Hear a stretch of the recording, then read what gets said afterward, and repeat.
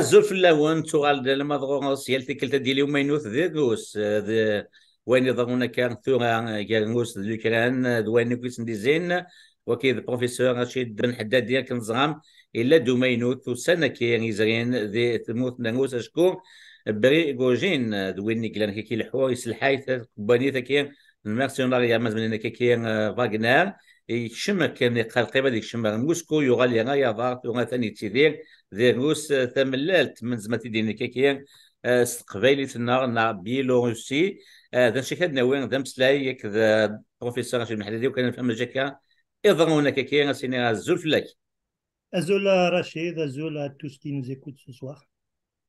أكاري تدني رشيد الباتشاكيان نقالايلين بريغوجين أو ذولا قراو قادر دي توالين ثمن ذا شو قلان زفير ويا ذا نوث وانجازاكي أرثا قرا ذا تقسيوا مزوارو غوك تشيني أمكي زمرض تصمض أيني منقا لا مutinerie de Brégogine.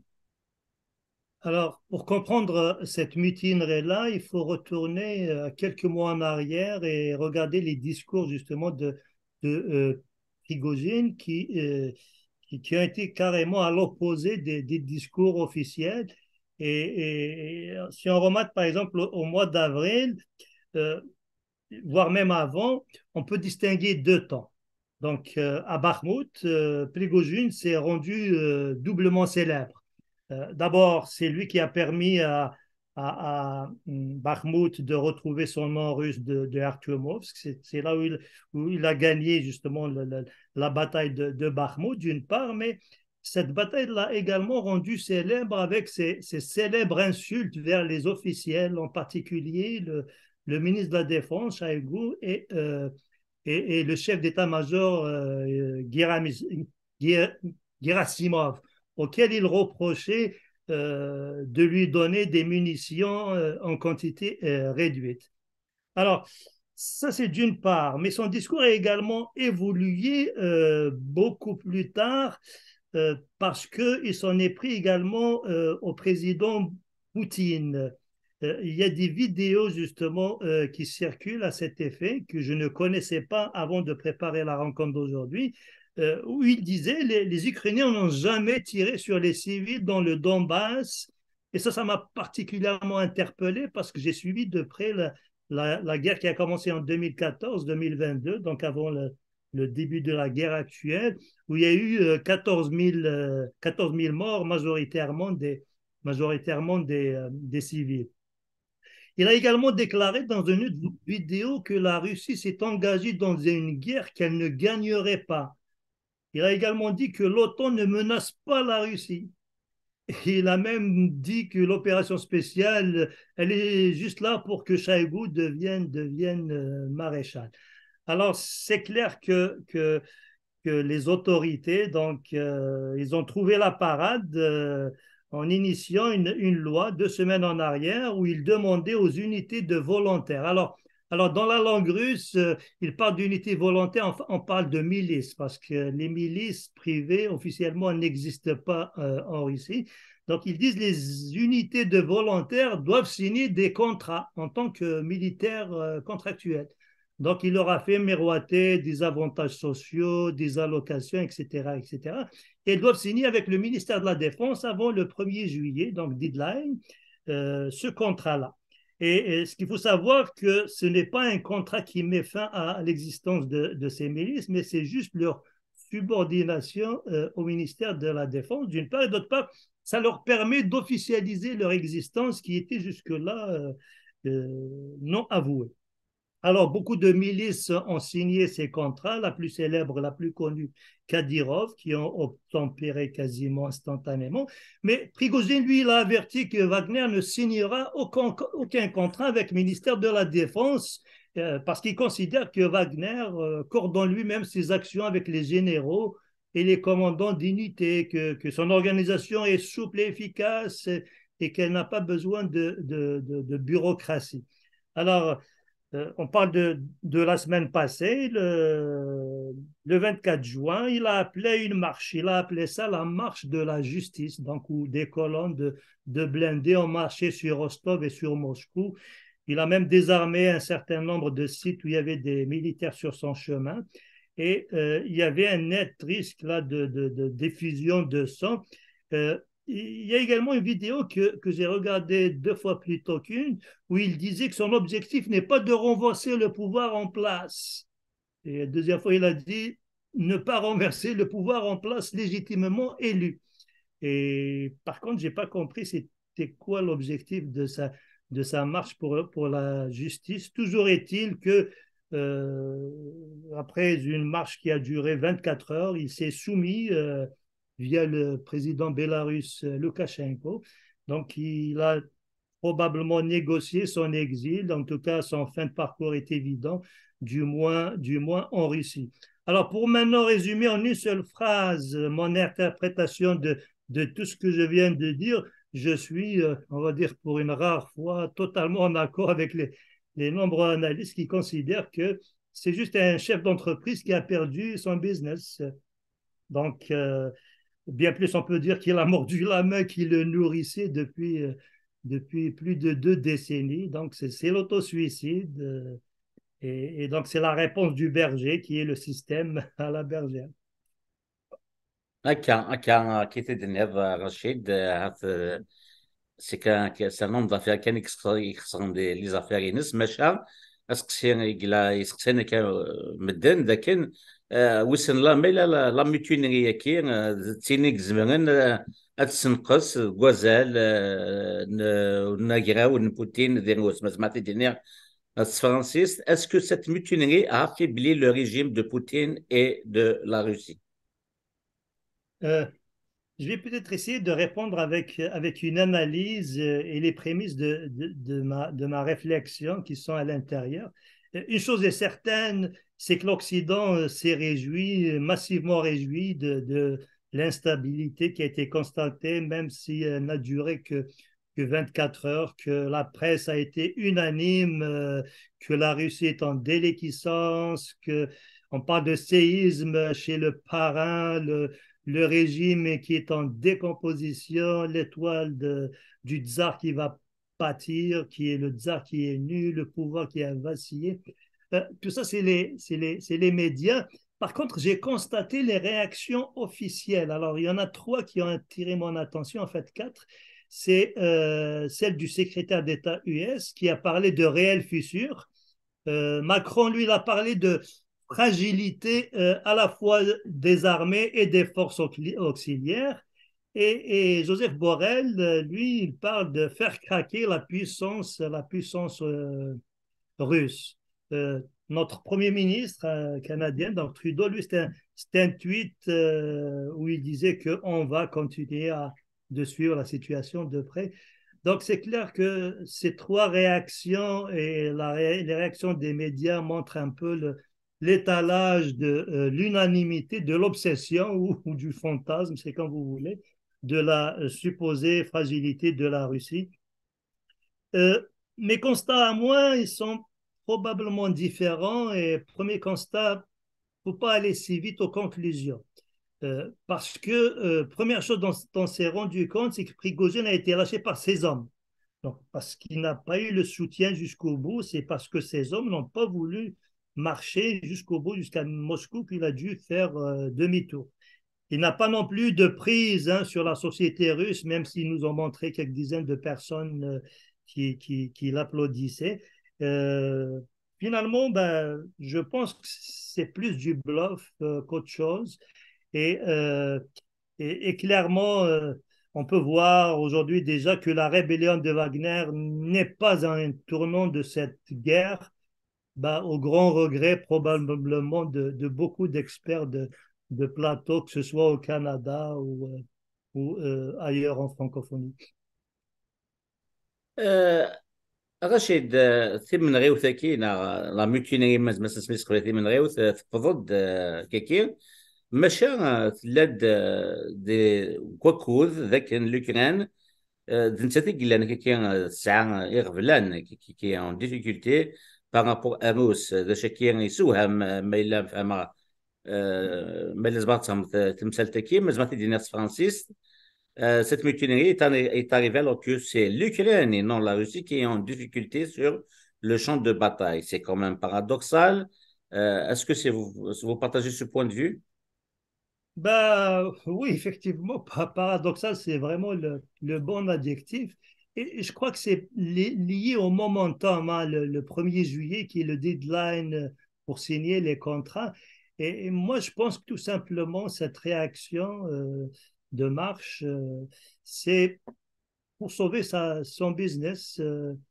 Même si cela doit se faire sur le dos de sa patrie. Rachid, quand tu m'as appelé samedi après-midi, tout à fait en fin de journée, euh, pour faire cette émission, je t'avais répondu que je n'étais pas encore au courant qu'il y avait ce coup de Prigogine, parce que je me suis déconnecté totalement du monde de l'Internet sur 2 journées, 2 journées et demie.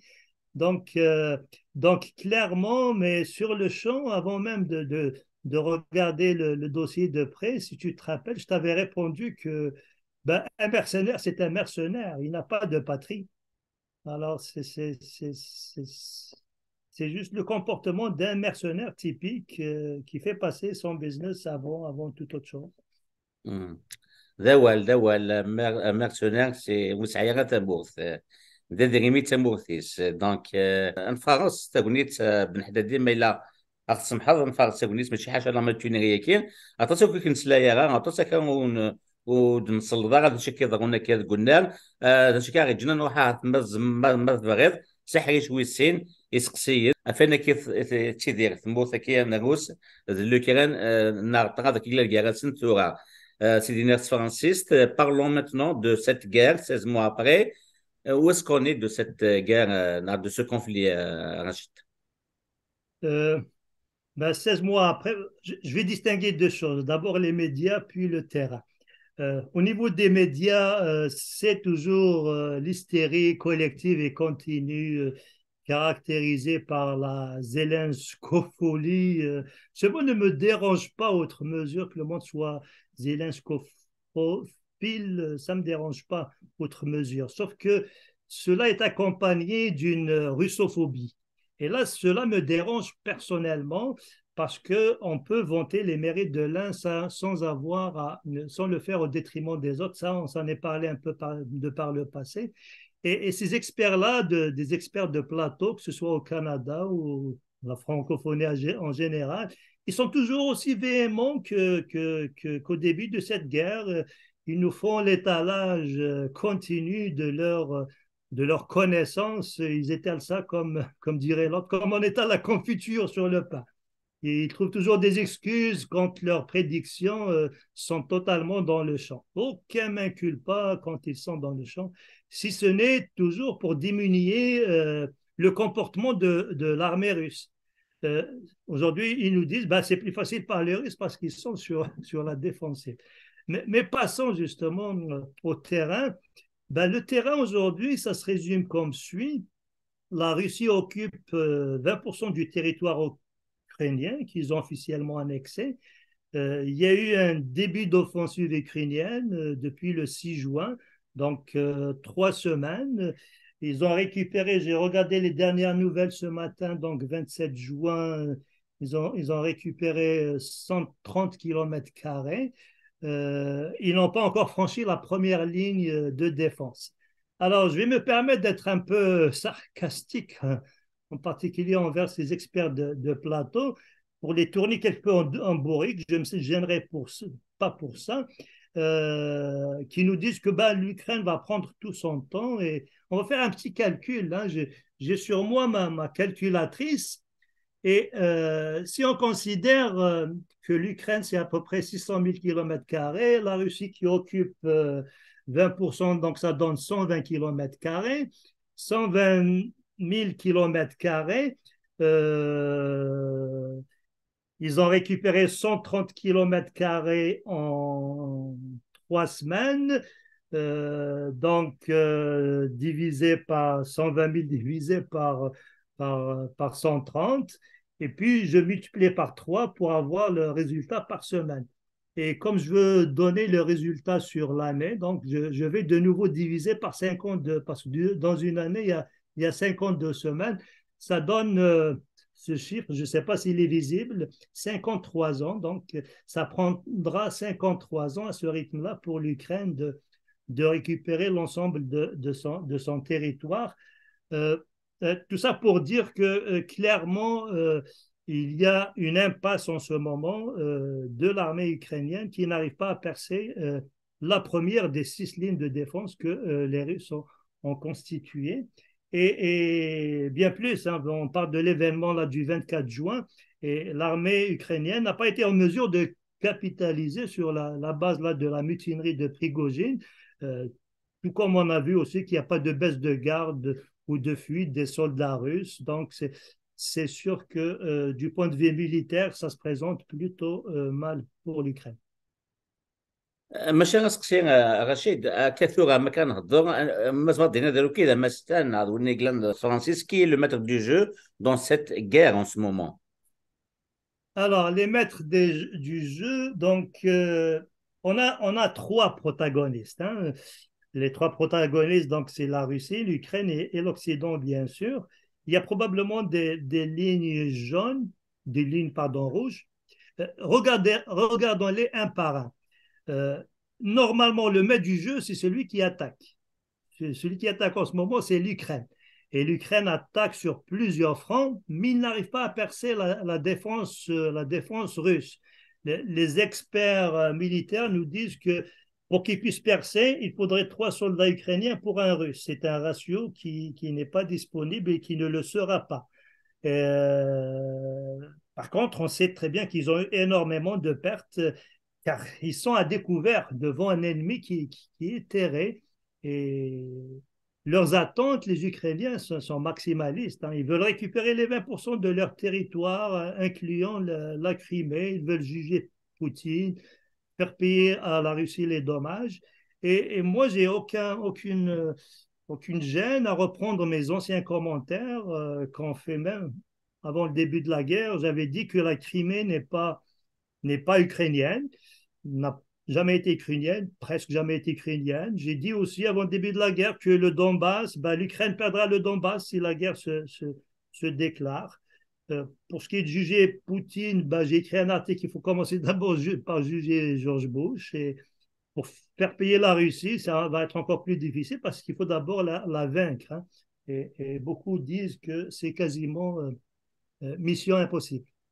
Voilà pour l'Ukraine, maître du jeu. Ça ne se présente pas très bien, comme on peut le voir. Deuxième protagoniste, la Russie. Ils sont sur la défensive en ce moment, mais ils résistent. Ils résistent économiquement aux sanctions et ils résistent militairement avec les lignes de défense qui se sont constituées. Par contre, ce qu'on sait moins, c'est que cela pourrait changer parce que ce qu'ils mènent, c'est une guerre d'attrition. Et une fois l'armée ukrainienne épuisée, ils peuvent occuper d'autres villes. On a encore au sud une grande ville qui s'appelle Odessa, au nord une grande ville qui s'appelle Kharkov, et au Donbass, on a encore 2 grandes villes, Slaviansk et Kramatorsk, qui sont dans les visites de la Russie, surtout si si l'OTAN décide d'intégrer l'OTAN. Alors, justement, parlons de cette OTAN. Je ne sais pas si on doit dire l'OTAN ou l'Occident. En tout cas, Oui. lui, il fournit tout l'armement de plus en plus, en quantité, en qualité. Donc, il est de plus en plus engagé. Et il est trop engagé justement pour pouvoir revenir en arrière sans perdre la face. Et l'OTAN est enfermé dans le narratif de victoire, même si, comme je l'ai expliqué par le passé, le mot victoire n'a pas encore été défini, mais il y a quand même une échéance qui se présente dans 2 semaines, c'est le sommet de Vilnius, et ils vont décider de la possibilité ou non de faire adhérer l'Ukraine à l'OTAN. Et je pense que s'ils décident de la faire adhérer, ça va être de la surenchère en mesure de radicaliser davantage les Russes qui vont pousser plus loin leurs frontières. Donc, moi, je pense que si l'OTAN sont intelligents, ils devront garder cette carte à abattre pour plus tard, parce que la Russie n'acceptera jamais la présence de l'OTAN à Odessa. Ça, c'est clair. Ils ne permettront pas à l'OTAN de pénétrer dans la mer Noire. Et Pas besoin d'être expert militaire pour ça, juste consulter une carte géographique. À moins que Kiev accepte de payer n'importe quel prix à cet effet. Mhm. J'aimerais bien qu'on reste toujours dans l'actualité, professeur Ben Haddadi. Ma prochaine question, c'est l'avant-dernière, je ne vais pas abuser de votre temps, c'est que le président ukrainien, Zelensky, a déclaré récemment que deux choses, hein, deux déclarations il a fait. D'abord, la Russie s'apprête à faire exploser la centrale nucléaire de Zaporozhye qu'ils ont mini. La deuxième déclaration qu'elle a fait, c'est que c'est la Russie qui a fait exploser le barrage de Nova Kakhovka. J'aimerais bien avoir ton appréciation par rapport à ces deux déclarations, Ben Haddadi. Ben, je vais commencer avec la deuxième, c'est plus facile pour moi. En fait, les deux sont faciles. Nova Kakhovka, en fait, je ne sais pas. Et quand je ne sais pas, je ne vais pas improviser.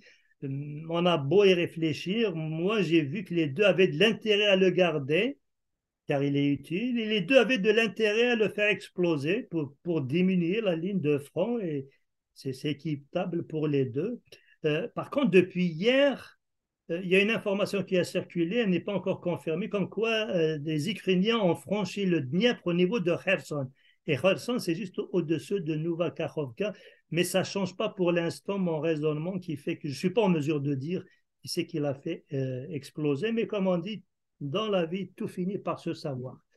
Je suis, euh, je suis beaucoup plus confortable pour Zaporozhye parce que la déclaration du président Zelensky, disant que les Russes s'apprêtent à le faire exploser, est juste une une insulte à notre intelligence cartésienne, euh, de nous faire admettre d'avance ce qui me semble être un mensonge. Les, les Russes ont annexé la région de Zaporozhye où se trouvent ces 6 réacteurs, cette centrale avec 6 réacteurs. Donc, il est où leur intérêt de faire exploser ces 6 réacteurs, sachant que s'ils ont proclamé leur attachement à la Russie de l'oblast de Zaporozhye, il va avoir besoin d'électricité, cette oblast de Zaporozhye, et ces centrales vont éventuellement le fournir. Moi, ça me rappelle un peu le Nord Stream, hein, quand on nous a dit que c'est les Russes qui ont fait exploser Nord Stream alors qu'ils auraient pu fermer le robinet au besoin.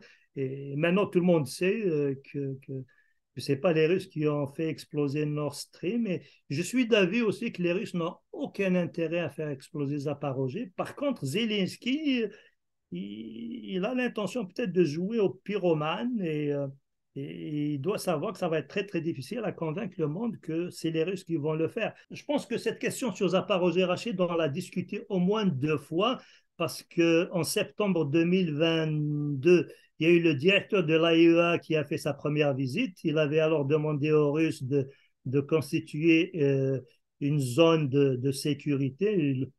Autant dire, il leur a demandé d'évacuer, ce qui est quand même une aberration. Mais à l'époque, il était candidat à sa propre succession comme directeur de l'Agence internationale de l'énergie atomique. Et 2 visites plus tard, pour voir à quel point il y a un danger au niveau de cette centrale, de ces réacteurs. Mais clairement, je vois mal, pour répondre à ta question, Rachid, je vois mal les Russes vouloir faire exploser cette centrale-là.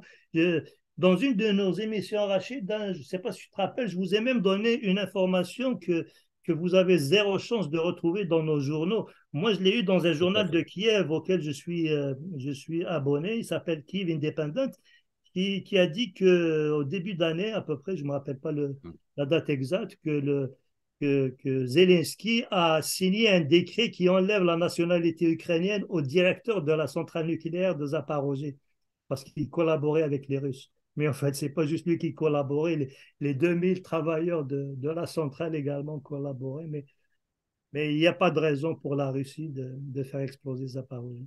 Mhm. Oui, effectivement, effectivement. Dans le passé, on a fait plusieurs émissions par rapport à ce qui se passe en Russie, pas plus loin qu'il y a 2 mois en arrière. Et c'est ma dernière question. C'est que lors de notre récente rencontre sur TQ5 il y a un peu plus de 2 mois, je pense, vous nous avez présenté 3 scénarios qui se dessinent vers la fin, pour la fin de la guerre en Ukraine, mais il s'est avéré qu'aucun scénario n'a été bon. Ma question, est-ce qu'il y a une évolution de la vision présentée qui est quelque peu apocalyptique? Malheureusement, elle demeure encore apocalyptique. Les trois scénarios que je vous ai proposés, je pense qu'ils sont de mise. Je les résume en une phrase chacune. Scénario A, c'est l'effondrement de l'Ukraine, avec possibilité d'intervention de la Pologne, par exemple, le monde en parle en ce moment, qui peut dégénérer en une guerre nucléaire. Scénario B, c'est l'armistice, le statu quo, avec quelques aménagements, les Russes qui gagnent peut-être une ville, les Ukrainiens qui gagnent une autre ville, mais ça demeure un statu quo global. Et le troisième scénario, c'est l'effondrement de la Russie. Donc, si on regarde un peu la situation actuelle, la situation militaire, on va dire qu'on est entre le scénario A et B. On peut se rapprocher davantage de A ou davantage de B au rythme des circonstances, mais le rythme actuel est infernal. Et à ce rythme-là, c'est clair que la partie ne se jouera pas sur plusieurs années, elle se décidera bientôt parce que les pertes, certains disent des deux côtés, mais on le voit clairement que c'est plus du côté ukrainien, sont très très élevés. Je ne pense pas que ce tempo peut être maintenu sur une très longue période de temps. Donc, c'est clairement pas dans les années à venir, mais probablement dans les mois à venir que ça va se décider. J'ai rencontré beaucoup d'écrits où certains disent que l'Occident a poussé l'Ukraine à la faute parce que ça se dessine que l'Ukraine n'était pas prête pour l'offensive, qui lui est très coûteuse. Jusqu'ici, ils n'ont pas encore été en mesure de franchir la première ligne. Toujours information inédite, Rachid, pour toi et ceux qui nous écoutent. Toujours le Kiev Independent là, que je reçois, c'est un journal en ligne. Hein. J'ai trouvé un chiffre un peu intéressant hein, à vous transmettre parce qu'il parle de l'éducation. C'est les inscriptions dans les universités ukrainiennes, plus de 80%. Parce que les étudiants ne pouvaient pas les mobiliser, mais il n'y a plus personne qui est mobilisable en Ukraine. Donc, il leur reste des réserves, les Ukrainiens. Est-ce qu'ils vont les engager? Je ne sais pas, parce que s'ils les engagent, c'est leur dernière cartouche. Les étudiants, ils pourront toujours limiter les inscriptions, mais ils ne sont pas prêts, ils ne peuvent pas les former en 2, 3 mois.